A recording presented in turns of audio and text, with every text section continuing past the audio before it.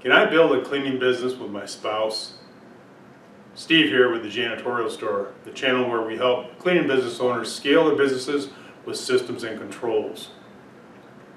Well, you know, I get that question asked once in a while when we have people that are deciding to do a business with their spouse or their significant other. And you know, it's a great question because you really need to think about that. It's not something for you just to jump into. I tell you what, you know, when Jean and I decided to go into business together, we actually talked about it for about 3 months. You know, we had to make sure that we could work together. You know, it's one thing to have your separate jobs per se, and then you know come home. But you know, if you're with your spouse or your significant other 24/7, you know, that could take a toll on your marriage or your relationship. So it's really something to think about and not something just to rush into. Take your time, have a conversation, make sure that you guys agree that yeah, it is something that we can do. Now, something that you want to do is you want to think about the roles. What are you going to be doing in the business? So for example, myself, I'm great at sales and I'm great at operations. You know, that's just what I'm good at, and I really know very, very well. And knowing that, you know, when I first started the cleaning business, my first cleaning business back in the 80s, I did everything. You know, I was the secretary, the office person. You know, I did my own bookkeeping. I did everything myself. When Jean decided about 3 or 4 years later, when she decided to leave her job and think about working together, you know, we had that conversation. We had to think about, well, what do we do, and what are our roles, and what do we do, and what are we really good at? And Jean was really good at bookkeeping, managing people, you know, and the whole HR thing. You know, she used to manage, you know, 50, 60 people, and she was very, very good at it. So we knew that, okay, that's what Jean would do. You know, she would eventually just handle all the office operations and all the HR, while I'd go out and get contracts and then clean the accounts and build our team, you know, to clean all these buildings. So that's what we did, and we focused on that. And I tell you what, it worked out fantastic. When we decided to work together, our business just skyrocketed. You know, the thing is that we didn't focus on who was the boss. It doesn't matter. It doesn't matter what your titles are. You know, I'm never big on titles. I don't care if I'm the president or if I'm a janitor. I really don't care.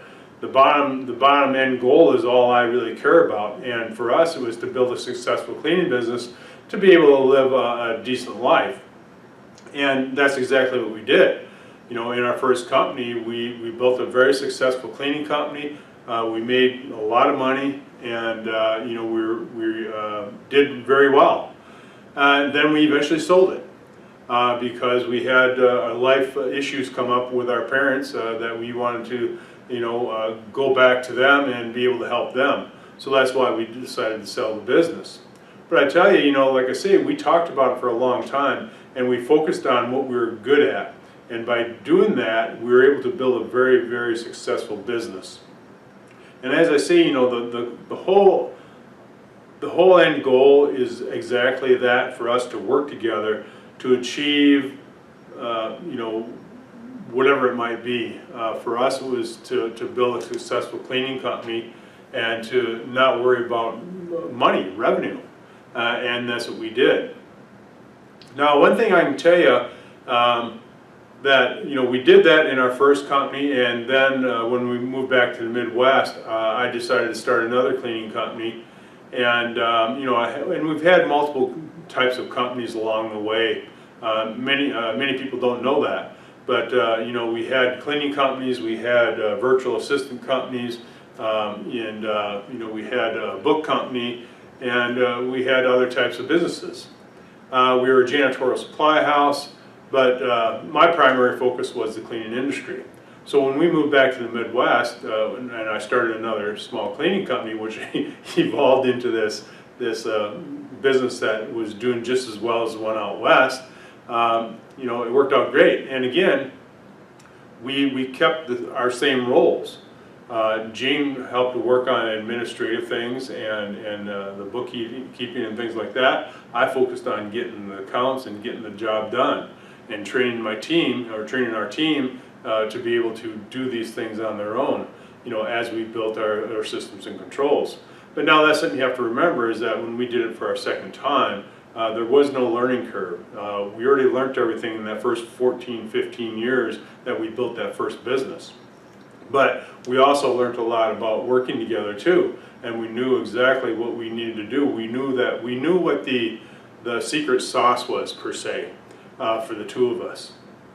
But again, you know, when we went to our second business, you know, and more of the internet things were evolving, and technology and things like that there, you have to take the time to learn something. You know, don't be afraid to stop and learn a software if it's going to help your business and or yourself.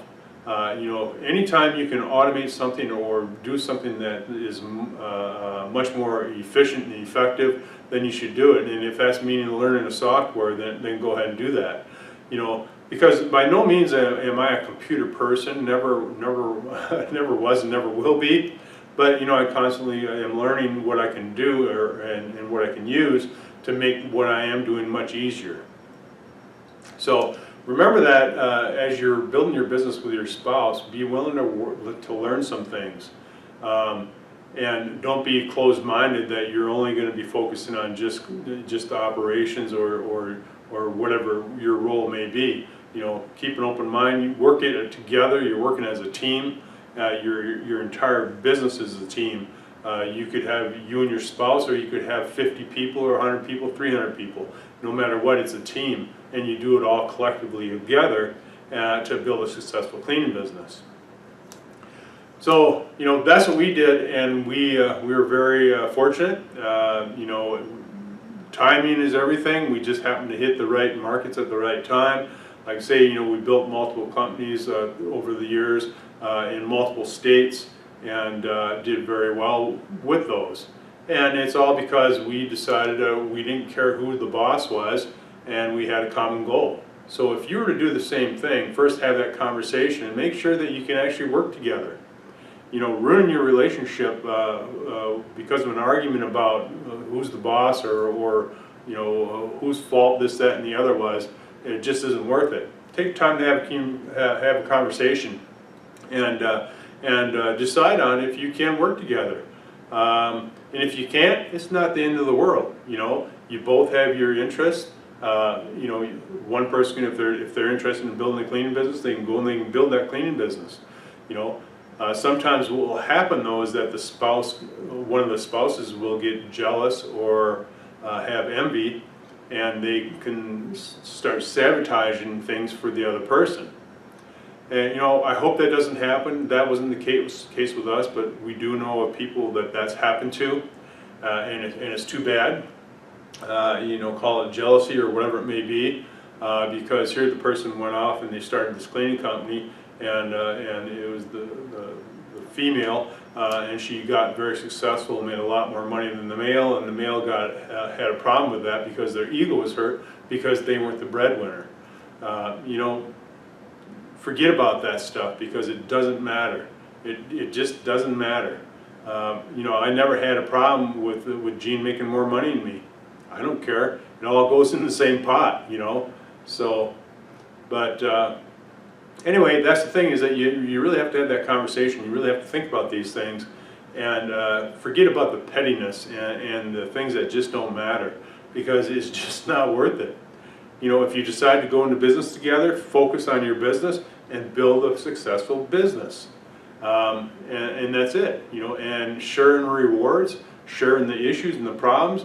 You know, but at least you have somebody there that knows what you're going through, understands why you're kind of irritated today, but it's just nice having a person like that can help you get you out of that attitude that you may have because you had a customer complain because their toilet wasn't cleaned or their desk wasn't cleaned, or somebody broke a statue off the end table or something like that. But anyway, have that conversation. You may be surprised. You may build a very successful cleaning company. You never know. You could be the next ABM. So hopefully you found this helpful, and if you did, please click on the like button. And if you have not already, make sure you subscribe to our channel to get more videos on how to build a successful cleaning business. So until next time, keep it clean out there.